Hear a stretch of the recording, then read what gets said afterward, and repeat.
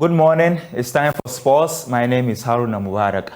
Let's start on a pugilistic note because it's Isaac Dogbe who is intensifying training ahead of his bout against Robaisi Ramirez on April 1. Now, Dogbe lost 2 fights in his career to Emmanuel Navarrete and some flaws were identified. His assistant trainer, Patrice Harris, has been speaking about how they will rectify those flaws. We don't change anything we was doing. We just pretty much add to it. And a lot of things we were getting on him about is just fighting emotional. Like, like if you get hit by something, you just don't show that. Oh, you want to get back on anything. It's, like I say, there's a plan for that. You know what I'm saying? I mean, in boxing, if you get hit, you can't let a man know you hurt or anything. With Isaac, we have to in the gym. Sometimes we have to calm down because like he can be working and get hit with something and just kind of lose it. Now you want to fight, like boxing, it ain't about fighting. You know what I'm saying? It's it's about being strategic. You know what I'm saying? Not just losing your head over stuff. So it was just little things like that.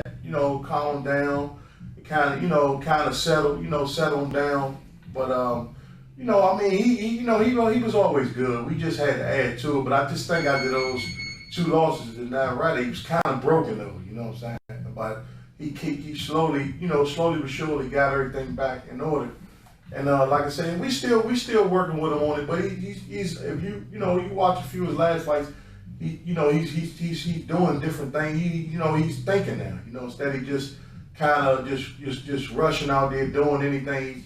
Now he's making things count. Like instead of throwing mindless punches, he's taking his time, he's placing his shots, shooting the shots he needed to shoot instead of just, at first when he came, he was just like, it's just a few things we had to correct. But I mean, overall, I thought this, whoever had him, which was his dad or whatever, I thought he did a great job with him as far as, his skills and things like that. We won't take credit for like we showed him everything, but we added to what he was, what he had in him. We just kind of add to it and just try to make him better.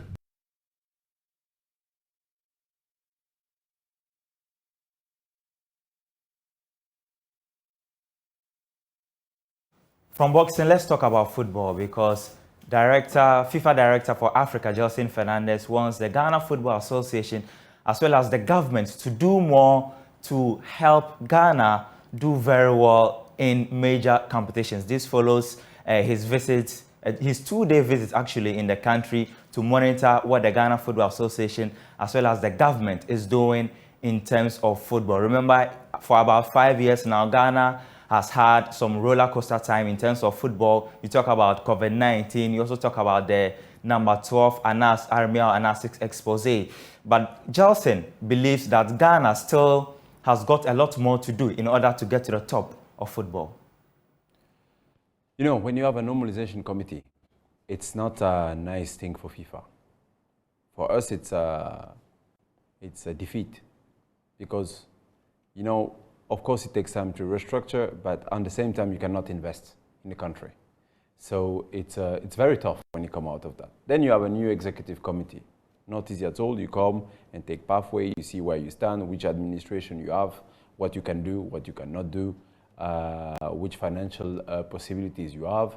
I'm not talking about Ghana, but sometimes you come out of restriction, so it's not easy at all. Then we had COVID, which for football development was very tough. Of course, FIFA, we tried to support every member association the best way we could, also in financial aspects, so they could restart again because no sponsorship will come during that period. Luckily, the federation could qualify themselves for the World Cup. I would not say luckily, but luckily because it's a good opportunity.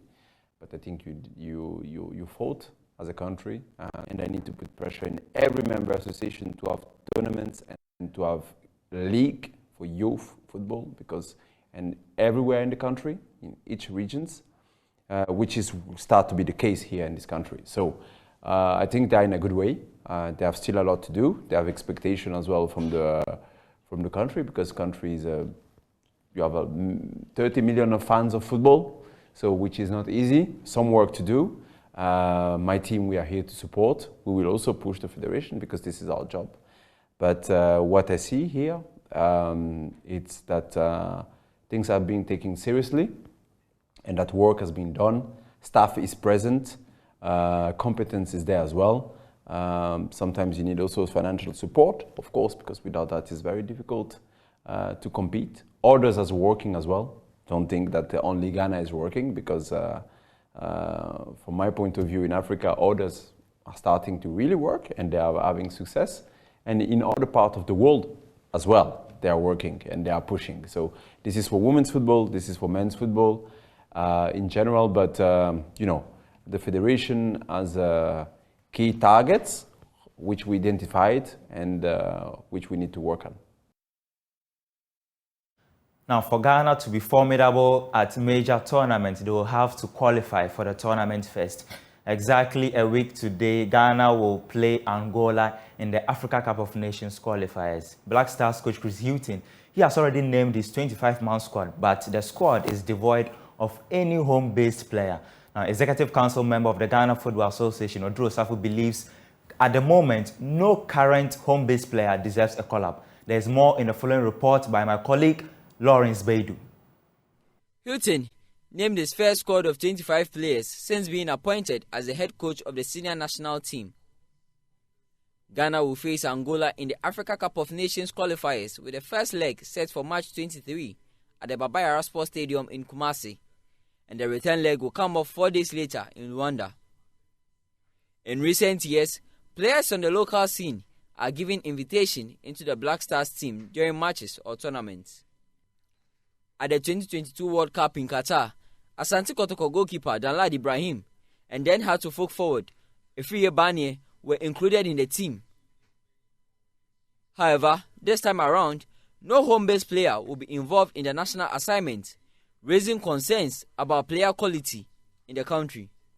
But Oduro Safu believes the players squad up are currently playing better than the home-based players. Look at the players that have been invited, and then put them together, juxtapose them against those locals that you think they should play. They are not there. So here is a case: we have the under-23, the local blaster, the under-20s, and we are building them to take over in future. So most of the players out there, some came from under-20, some came from under-23. So that is it. I think I have nothing against the selection of players. Blaster call-ups are based on your performance for a period. And I'm asking you that if we have so many players in Europe and their performance are good, juxtaposed against the local players here, they are a shade ahead of them. What do you want us to do? You cannot say because, like Mr. Kwesi Atechi said some time ago, that the call up to the national team is not a local assembly where you have quota. There's no quota. And until we decide that there should be a quota, maybe 30% should be local players, so be it. Chris Hughton will hope to start on a good note against Angola. Ghana are top joint of Group C with 4 points from 3 games in the Africa Cup of Nations qualifiers. A win will see the Black Stars go 3 points clear of Angola ahead of the second leg in Rwanda. So the last 8 of the UEFA Champions League this season is set. You could see the Bayern Munich, Manchester City, Benfica, AC Milan, Chelsea, Napoli, Inter Milan and Real Madrid. So we've got 3 Italian clubs, AC Milan, Inter Milan and Napoli. We've got 2 English Premier League sides, Chelsea and Manchester City. 1 German side, Bayern, 1 Portuguese side, Benfica, and 1 Spanish side, Real Madrid.